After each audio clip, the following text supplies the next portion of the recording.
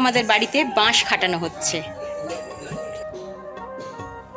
আমাদের বাড়ির পুজো প্যান্ডেল হচ্ছে, আর এই জায়গাটাতেই আমরা খাওয়া দাওয়া করি এবং ঢাকের তালে নাচানাচি করি। এখন ঠাকুর ঘরে হচ্ছে ঠাকুরের পা তৈরি, মানে পায়ের পাতা, আঙুলগুলো আর কি। আজকে আঙুলগুলোই তৈরি হবে। এরকম ছাঁচে মাটি ঢুকিয়ে আঙুল তৈরি হয়। এগুলো ছোট, আর প্রথমটা দেখালাম সেটা বড়, মানে বড়টা মা দুর্গার। এই যে মা দুর্গার পায়েতে লাগিয়ে দেওয়া হচ্ছে এটা। মানে পায়ের পাতাগুলো আলাদা করে ছাঁচে তুলে ঠাকুরের পায়ের কাছটায় মাটি দিয়ে লাগিয়ে দেওয়া হয়। এইভাবেই ঠাকুরের হাত পা লাগানো হয়। মা দুর্গার লাগানো হয়ে গেছে, এখন লক্ষ্মীর হচ্ছে। এবার সরস্বতীর পা লাগানো হবে। এই দেখুন, প্রত্যেকের কিন্তু পাটা লাগা হয়ে গেছে। পা ঠিক বলবো না, পায়ের পাতা, আঙুলগুলো। হাত কিন্তু এখনো লাগানো হয়নি। হাতের আঙুল কিন্তু লাগানো আজকেই হবে। এই দেখুন, এগুলো ছাঁচ, এগুলো হচ্ছে হাতের আঙুলের ছাঁচ। এর মধ্যেই মাটি দিয়ে ছাঁচ তুলে আঙুল তৈরি করা হয়।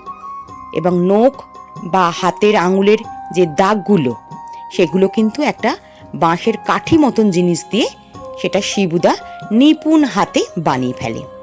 একটা হাতের আঙুল তৈরিও হয়ে গেছে, সেটা ঠাকুরের হাতে লাগানোও হয়ে যাচ্ছে। আমি ছাঁচে কিভাবে শিবুদা আঙুলগুলো তোলে সেটা আমি দেখানোর চেষ্টা করব আপনাদের। এই দেখুন, বুড়ো আঙুলটা আবার আলাদা করতে হয়, সেটা আবার আলাদাভাবেই লাগাতে হয়। দেখছেন কি সুন্দর হাতের শেপ চলে এসছে। এই দেখুন আঙুলগুলো, এইটা হচ্ছে বুড়ো আঙুলটা, এটা ছাঁচে তোলা যায় না।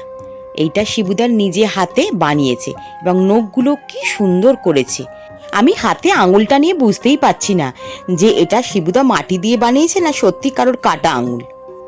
এবার আপনাদের দেখাবো হাতের আঙুলের ছাঁচ কিভাবে তোলা হয়। এরকম ছাঁচের মধ্যে মাটিটাকে চেপে চেপে প্রথমে ছাঁচে বসিয়ে দেওয়া হয়। তারপরে একটা আলাদা মাটির গোল্লা নিয়ে এর মধ্যে চেপে ধরে আঙুলের ছাঁচটা তোলার চেষ্টা করা হয়। দেখুন, একটা হাতে মাটি আছে, সেটা দিয়ে চেপে চেপে তোলার চেষ্টা। এইভাবেই হাত পায়ের আঙুল তৈরি হয়। এই যে আমাদের ঠাকুর এরকম অবস্থায় পড়ে আছে, শিবুদা এখানে ঠাকুর বানাচ্ছে, আঙুল বানাচ্ছে, আমরা সামলাচ্ছি। আমাদের ঠাকুর এখনো অবধি তৈরি হয়নি। কি যে হবে জানি না আমরা। আমাদের মনে হচ্ছে শিবুদা পঞ্চমীর দিন ঠাকুর তৈরি করতে করতে পুজো শুরু করবে। এই যে শিবুদা এসছে, সেই শরীর খারাপ নিয়ে এসেছে, অসুস্থ মানুষ, তাই আমরা ব্যাপারটাকে একটু মেনে নিচ্ছি। মেনে না নিয়েও কিছু করার নেই, বুঝেছেন? কবে ঠাকুর তৈরি হয়ে যাওয়ার কথা, কিন্তু এখনও অবধি ঠাকুর আমাদের তৈরি হলো না। দেখা যাক কবে শেষ হয়, কবে আপনাদের সামনে ঠাকুর তৈরিটা পুরোটাই তুলে ধরতে পারি। আজকে শিবুদা প্রথমে পায়ের আঙুলগুলো করেছে, এরপর ঠাকুরের সব হাতের আঙুলগুলো সেট করে দেবে। এবং বুড়ো আঙুলগুলো যেহেতু আলাদা আলাদা করে তৈরি করতে হয়, সেগুলো একটু সময়ের ব্যাপার। কিছু একটা বল। এই যে আমাদের ঋষি এসে গেছে। আমাদের ঠাকুর তৈরির কাজ এইটুকুনি আজকে হলো। হাই এভরিওয়ান, আশা করি আপনারা খুব ভালো আছেন, আমরাও ভালো আছি। আমাদের বাড়ি আজকে থেকে দুর্গাপুজো শুরু হয়ে গেল, মানে দুর্গাপুজোর দায়িত্ব কাজকর্ম শুরু হয়ে গেল। ঠাকুর কিন্তু এখনো পুরোপুরি তৈরি হয়নি। এখন আমাদের আজকে হচ্ছে নাড়ু তৈরি, মানে সারা দুর্গাপুজোয় যে নাড়ু লাগে সেই নাড়ু তৈরির জন্য আমার সব ননদেরা এসে বসে পড়েছে। ওই যে আরেক ননদ ঢুকছে, আমরা সবাই মিলে আজকে নাড়ু তৈরি করবো। তাহলে দেখতে থাকুন আমরা কিভাবে নাড়ু তৈরি করি, আশা করি আপনাদের ভালো লাগে।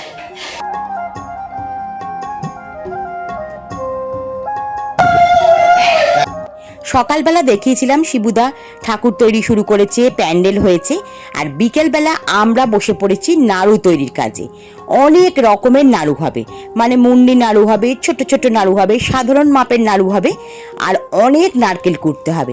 এগুলো একার দ্বারা যেহেতু সম্ভব নয়, প্রতি বছরের মতন এবছরও আমার ননদেরা, দেওর, যা, আমাদের বাড়ির সব থেকে বয়স্ক মানুষ, ছোট শ্বশুর, সবাই মিলে কিন্তু এই নাড়ু তৈরির কাজে হাত লাগায়। অবশ্য আমার ছেলে এবং আমার দেওরের ছেলে এরাও নাড়ু পাকাতে সাহায্য করে। অন্তত 25-26টা নারকেলের আজকে নাড়ু হবে, তাই জোর কদমে নারকেল কোড়ার কাজ চলছে। অনেকটা পরে কথা বলছি, অন্তত 15খানা নারকেল কোড়া হয়ে গেছে। সেটাই এখন আখের গুড় দিয়ে আমি কড়ার মধ্যে নারকেলটা নিয়ে ভালো করে মাখছি, যাতে নারকেলের পাকটা খুব ভালো হয়। আর এই কাজটা না একা করা কখনোই সম্ভব নয়, পাক করতে অনেকটা সময় লাগে।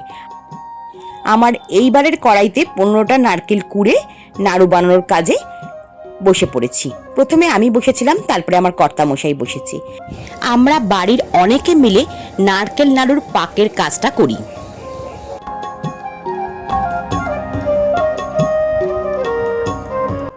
নারকেল কোড়ার পর এখানে চা বিরতি, আমার ননদেরা চা খাচ্ছে।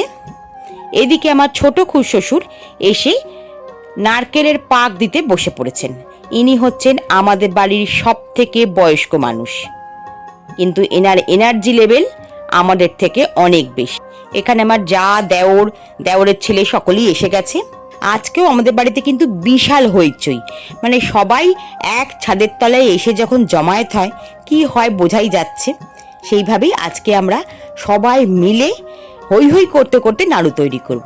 এখানে মেঘ রোদ্দুর বসে আছে, ওদিকে ঋষিও বসে আছে। ছোটগুলো শুধু নাড়ু পাকাতে সাহায্য করে। এ দেখুন, পরের পাটের নাড়ু করা শুরু হয়ে গেছে, একটা পাক চলছে। দু ভাই বসে পড়েছে নারকেলের নাড়ুর পাকটা যেন খুব সুন্দর হয়।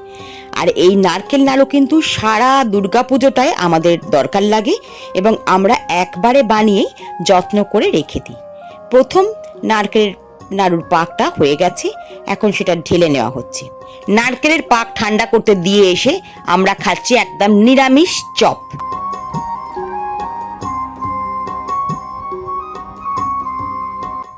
এবার আমরা সবাই হাত টাত ভালো করে ধুয়ে গঙ্গা জল দিয়ে হাত শুদ্ধ করে নারকেল নাড়ু পাকাতে বসে গেছি। আর আমি বানাচ্ছি মুন্ডিগুলো, মানে মোদকের টাইপের হাতে গড়া মুন্ডি। এগুলো নৈবেদ্যের ঠিক মাথায় দিতে হয়। দেখুন কিরকম দেখতে, মোদকের মতনই দেখতে, কিন্তু আমরা বলি মুন্ডি।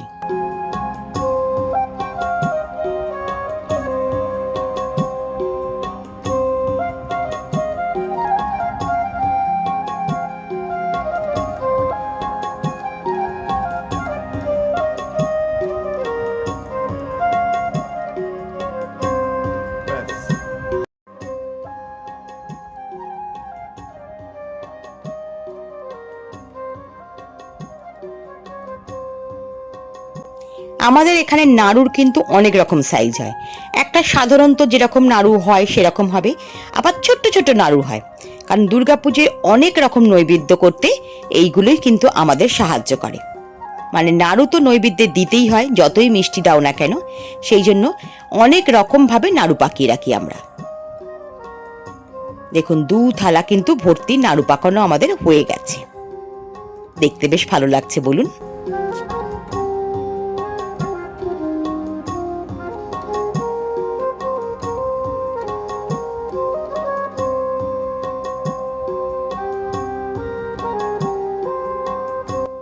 দুর্গাপুজো বাড়িতে করা মানে বাড়ির বয়স্ক মানুষ থেকে একদম ছোট সদস্যের সহযোগিতায় এই পুজো সুসম্পন্ন হয়। আমাদের বাড়িতেও ঠিক সেরকমই হয়। দুর্গাপুজোর নাড়ু কিন্তু একেবারে তৈরি করে ফেলেছি, এখন সেটাকে গুছিয়ে তুলে রাখার ব্যাপার। এই ভিডিওটা আজকে এখানেই শেষ করছি। যদি ভিডিওটা ভালো লেগে থাকে একটা লাইক করবেন। আপনি যদি আমার চ্যানেলে আপনি যদি আমার চ্যানেলে নতুন হন, একটা সাবস্ক্রাইব করে আমার বন্ধু হওয়ার অনুরোধ রাখলাম। আপনারা ভালো থাকবেন, সাবধানে থাকবেন। আমি ঘোষবাড়ি পরম্পরা চৈতালি, আজ তবে আসি, আবার আসবো নতুন ভিডিও নিয়ে। দুর্গা মাই কি জয়।